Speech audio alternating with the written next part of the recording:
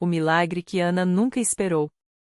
Ana sentou-se na beira da cama, as mãos trêmulas segurando o exame médico. As palavras do médico ainda ecoavam em sua mente: câncer em estágio avançado. Tratamento agressivo, mas as chances são baixas.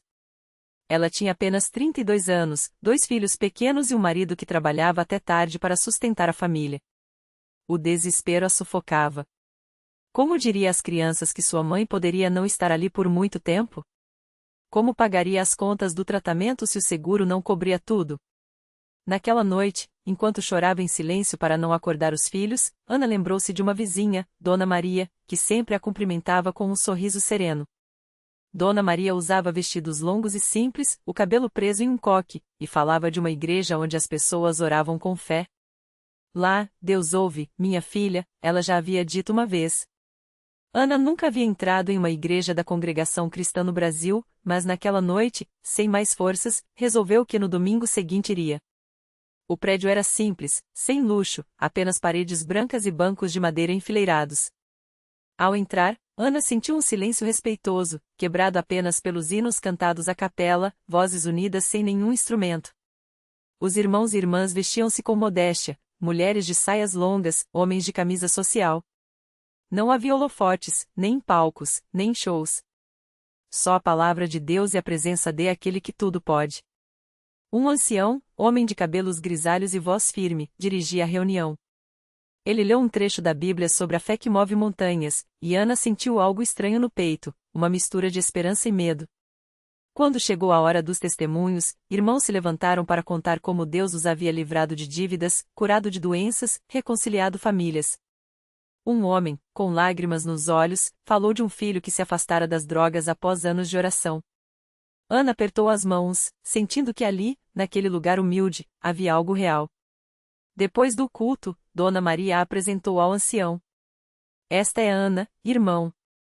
Ela está passando por uma prova difícil. O ancião olhou para Ana com olhos cheios de compaixão e perguntou: Filha, você crê que Jesus Cristo pode curá-la? Ana hesitou. Até então, só havia ouvido falar de Deus nos momentos de desespero, mas nunca o buscará de verdade. Eu quero crer, respondeu, a voz quebrada. O ancião colocou a mão em seu ombro.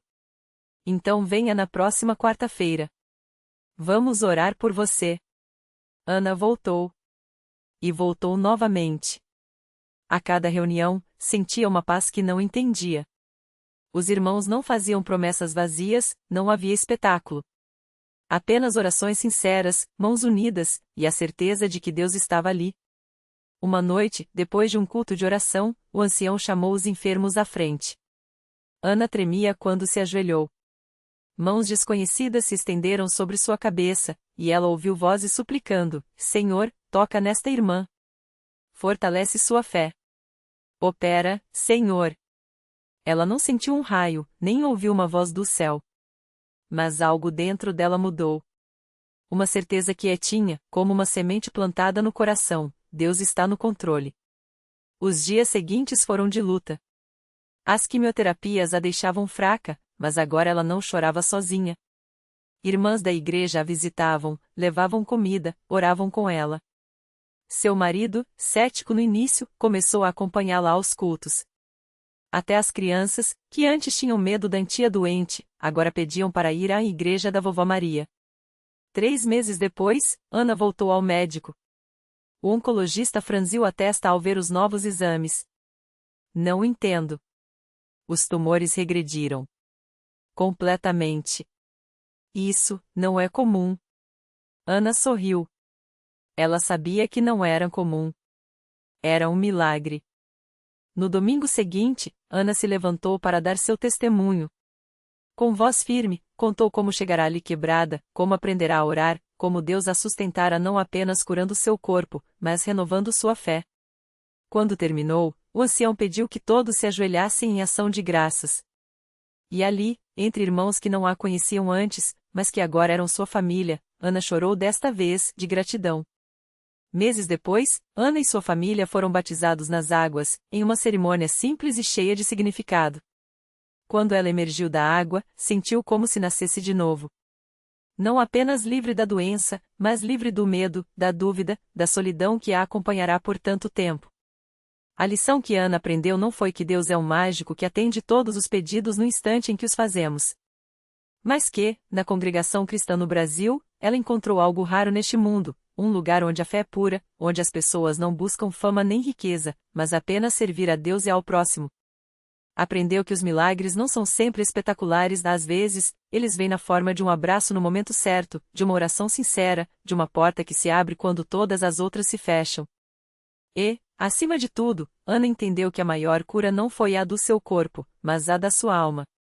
Porque agora, independentemente do que a vida lhe trouxesse, ela não estaria mais sozinha. Tinha uma família na fé. Tinha Deus. Até hoje, quando Ana canta os hinos à capela na igreja, com a voz unida à dos irmãos, ela se lembra daqueles dias difíceis. E sorri, porque sabe, Deus não a abandonou. E nunca abandonará. Ana não imaginava que, alguns anos depois, aquele mesmo Deus que a sustentou nos momentos mais escuros a chamaria para ser instrumento de bênção na vida de outros. Foi numa tarde de sábado, depois do culto, que a irmã Maria, uma das cooperadoras mais dedicadas da igreja, se aproximou dela com um pedido inesperado. Ana, você já pensou em ajudar no trabalho com as crianças? Perguntou, com aquele jeito meigo que só quem serve com amor tem. Tem uma menina nova, a Lúcia, que chegou faz pouco tempo. Ela é muito quieta, quase não fala. Acho que você, com sua história, poderia entender o que ela está passando. Ana sentiu o coração apertar. Lembrou-se de como, no início, também se sentia perdida, como se ninguém pudesse entender sua dor. Mas agora, olhando para trás, via claramente a mão de Deus guiando cada passo. Como recusar? No domingo seguinte, lá estava ela, sentada entre as crianças na sala de aula bíblica, observando Lúcia.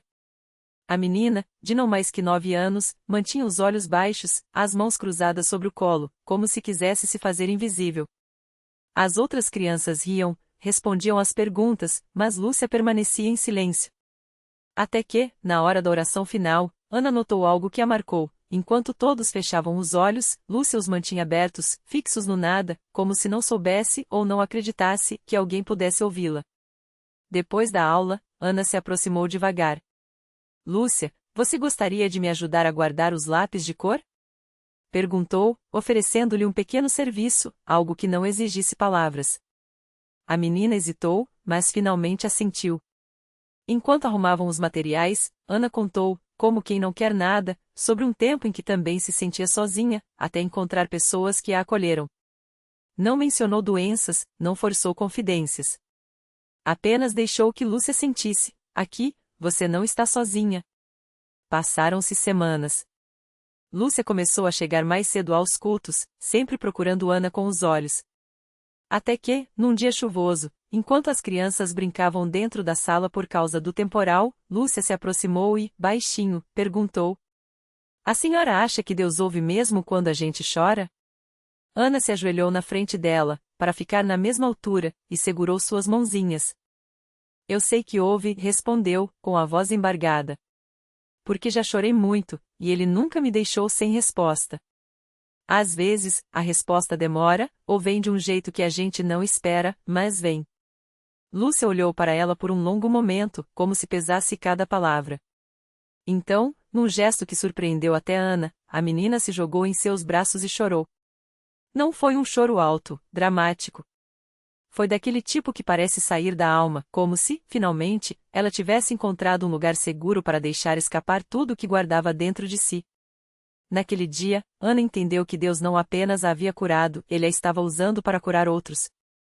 Não com palavras bonitas ou gestos grandiosos, mas com a mesma simplicidade com que for acolhida, um olhar atento, uma mão estendida, a certeza de que, na congregação, ninguém fica para trás. E assim, enquanto os hinos ecoavam pela igreja, Ana agradecia. Porque o milagre não tinha sido só dela. Era também da Lúcia, das crianças que agora sorriam mais, das famílias que encontravam esperança. Era o milagre de uma fé que não se contenta em transformar vidas, mas que as une, para que, juntas, possam ser luz onde há escuridão.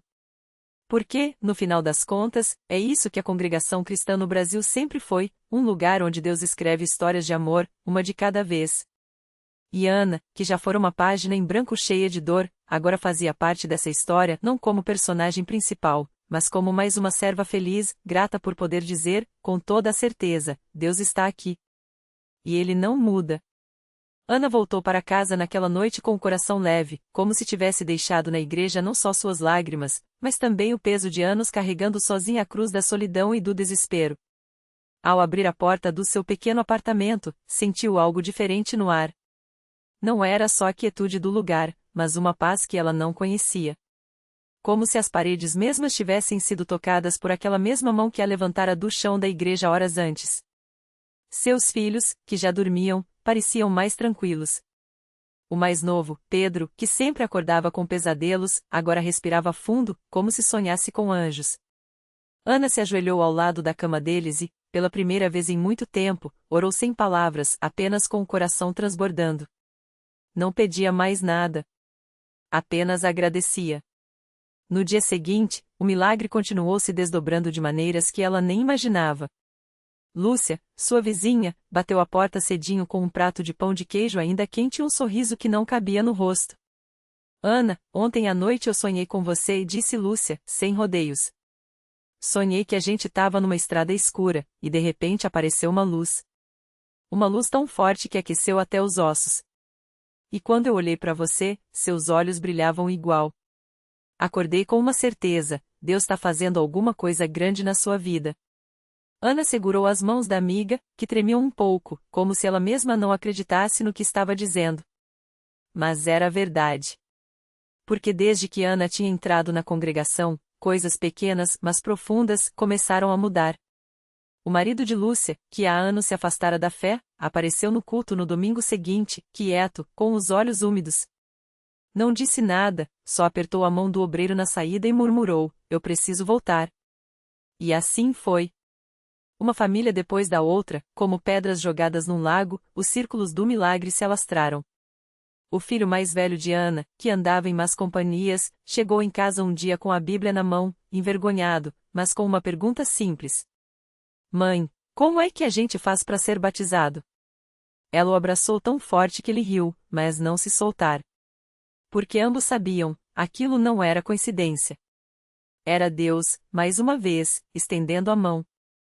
Os meses passaram, e Ana já não era mais a mesma mulher que entrará naquela igreja arrastando os pés. Agora, ela estava lá todas as quartas, todas as domingas, às vezes até nos cultos de doutrina durante a semana. Não falava muito, mas seu testemunho falava por ela. As irmãs notavam como seus olhos brilhavam quando cantavam a glória a Deus nas alturas. Os obreiros viam como ela se ajoelhava no final de cada culto, não mais chorando de dor, mas de gratidão. Até que um dia, o pastor a chamou depois do culto. Ana, a igreja precisa de você, disse ele, com a voz calma que só os homens de Deus têm. Não é para pregar, não é para estar no púlpito. É para estar onde você já está, ao lado de quem está quebrado. Você sabe como é sentir que não tem mais jeito. Agora, Deus quer que você mostre para os outros que sempre tem. Ela aceitou sem hesitar. Começou a visitar as irmãs doentes, a levar um prato de comida para quem estava passando necessidade, a sentar do lado de quem chorava nos bancos dos fundos. Não fazia discursos, não dava sermões. Só contava, baixinho, como Deus a tinha encontrado no chão e levantado. E foi assim que, sem perceber, Ana se tornou um farol. Não porque fosse perfeita, não porque tivesse todas as respostas, mas porque sua vida era uma prova viva de que, na congregação, os milagres não são coisas de outro mundo. São coisas do dia a dia, um coração que se abre, uma mão que se estende, uma família que se reconcilia, uma alma que encontra paz. Certa tarde, enquanto ajudava a arrumar as cadeiras depois de um culto, uma jovem que ela nunca tinha visto se aproximou, com os olhos inchados de chorar.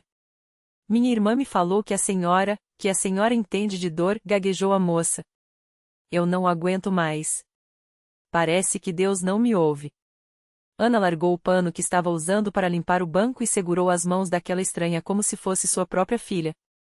Ele ouve, minha filha.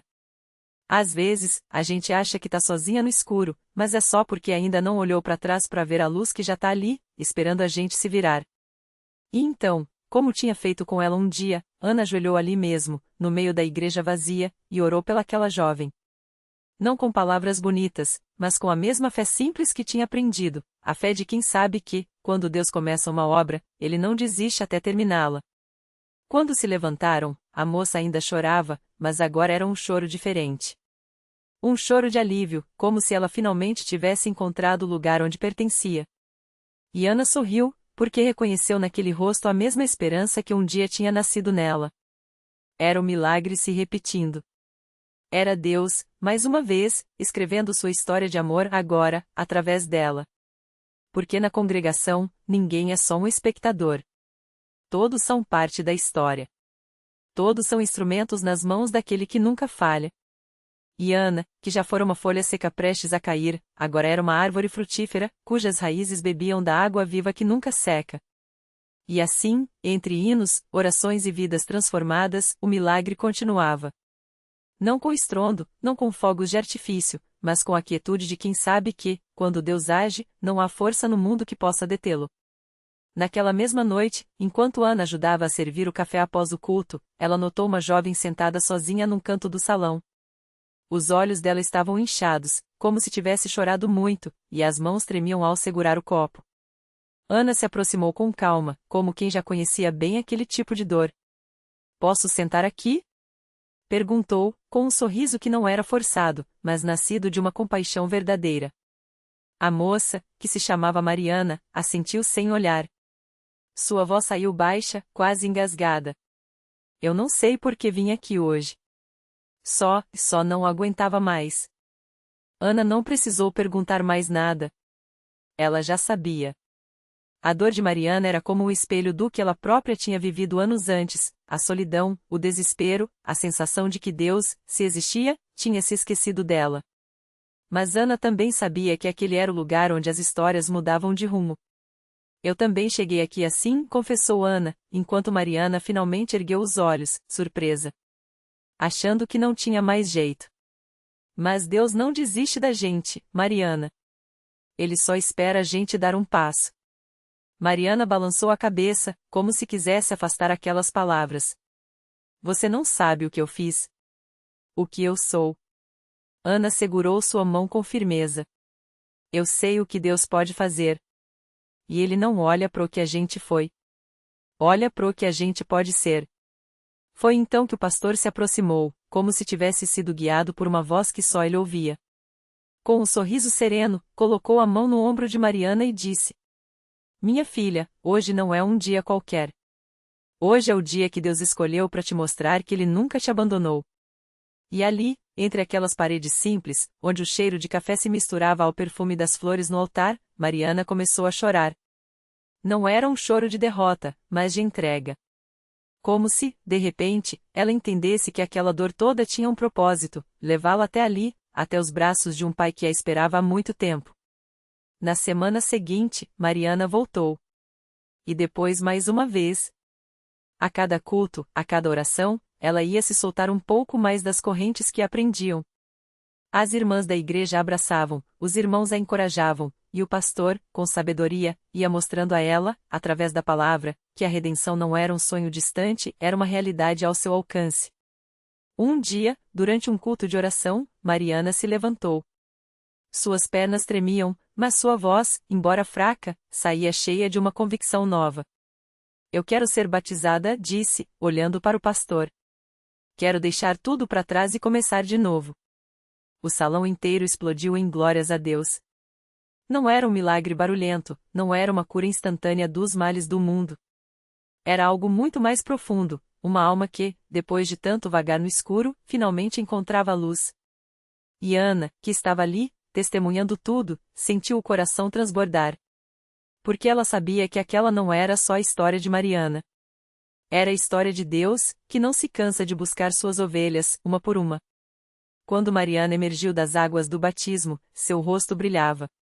Não era mais a mesma mulher que tinha entrado naquela igreja algumas semanas antes, arrasada e sem esperança. Agora, ela sorria. E naquele sorriso, Ana viu o reflexo do seu próprio milagre e a certeza de que, na congregação, Deus continua escrevendo histórias de transformação, todos os dias. Porque o milagre não para. ele só muda de endereço. E hoje, pode ser na sua vida. Mariana saiu das águas e abraçou forte a irmã Ana, que chorava sem conseguir segurar as lágrimas. Não eram lágrimas de tristeza, mas daquela alegria que só quem já sentiu o toque de Deus entende. As irmãs ao redor começavam a louvar, e o coral da igreja entoava um hino que parecia ter sido escolhido só para aquele momento: Deus fez tudo novo em mim. Mas o que ninguém sabia era que, do lado de fora da igreja, alguém observava tudo através da janela entreaberta. Era Carlos, o marido de Mariana. Ele tinha vindo até ali movido por uma mistura de curiosidade e desespero. Depois de anos de brigas, traições e palavras duras, ele não aguentava mais ver a mulher que amava se afundando na depressão. Quando Mariana começou a frequentar a congregação, ele até zombou: agora vai acreditar que reza resolve. Mas algo nele não deixava de pensar na mudança que via nela. O brilho nos olhos, a paz no rosto, a maneira como agora ela orava por ele antes de dormir, mesmo depois de tudo que ele tinha feito. Carlos não era de chorar. Homem rude, criado nas ruas, aprenderá cedo que emoção era fraqueza. Mas quando viu Mariana saindo daquelas águas, com os braços erguidos e um sorriso que ele não via há anos, algo dentro dele se partiu. Era como se uma voz sussurrasse: isso também é para você. Ele deu um passo para trás, assustado com a própria reação. Não, ele não ia entrar. Não era lugar para ele. Mas seus pés não obedeceram.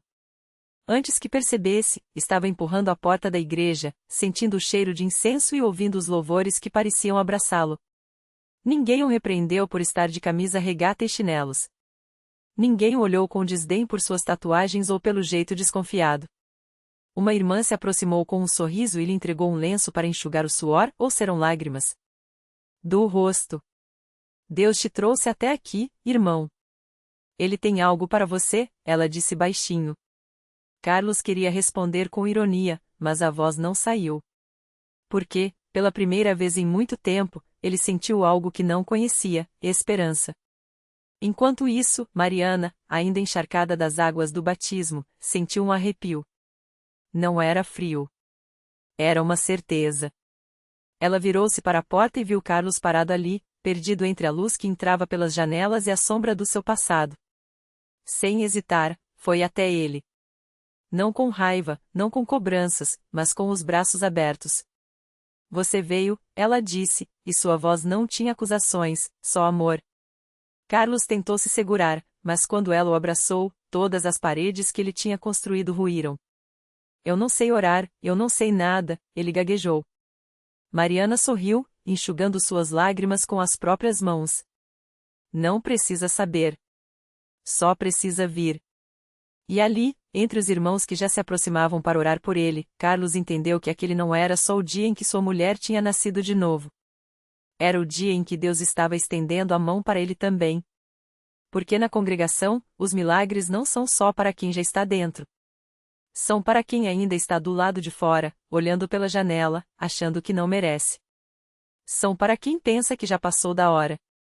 São para quem, como Carlos, descobriu que Deus não desiste nem mesmo quando nós desistimos de nós mesmos.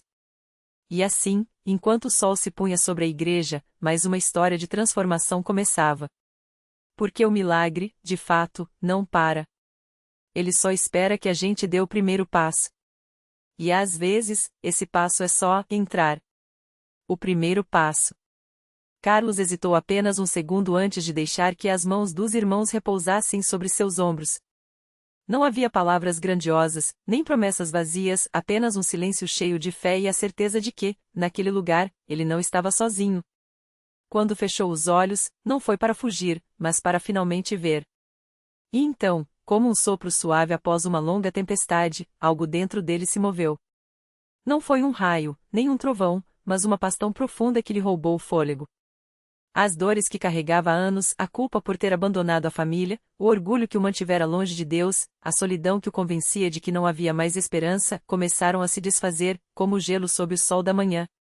Quando abriu os olhos, eram úmidos, mas o peso no peito havia sumido. Sua mulher, agora de pé ao seu lado, segurou sua mão com força. Não precisaram falar. Ele sabia, aquele não era o fim de uma história, mas o começo de outra. O milagre que não acaba. Anos depois, Carlos contaria que o verdadeiro milagre não foi apenas a cura de sua esposa ou a paz que inundou sua alma naquele dia. Foi perceber que Deus não o havia esperado no altar, imóvel e distante, ele o havia seguido até a porta, até o banco dos fundos, até o momento em que, finalmente, Carlos olhou para trás e viu que nunca esteve sozinho. Porque os milagres, muitas vezes, não são espetáculos. São sementes plantadas em solo árido, que brotam quando menos esperamos. São mãos estendidas quando achamos que já não há ninguém para nos segurar. São segundas chances disfarçadas de convites simples: venha. Só precisa entrar. A lição que fica. A vida nos ensina que, às vezes, o maior obstáculo não é a distância até Deus, mas a certeza de que não merecemos percorrê-la. Carlos descobriu que a graça não é para os perfeitos, é para os que, cansados de carregar o peso sozinhos, finalmente se deixam ajudar. E você? O que o impede de dar o primeiro passo? Talvez o milagre que espera não esteja no fim do caminho, mas no simples ato de começar a caminhar. Porque Deus não desiste de você. Nunca desistiu. E hoje, como ontem e sempre, sua mão permanece estendida. Basta entrar.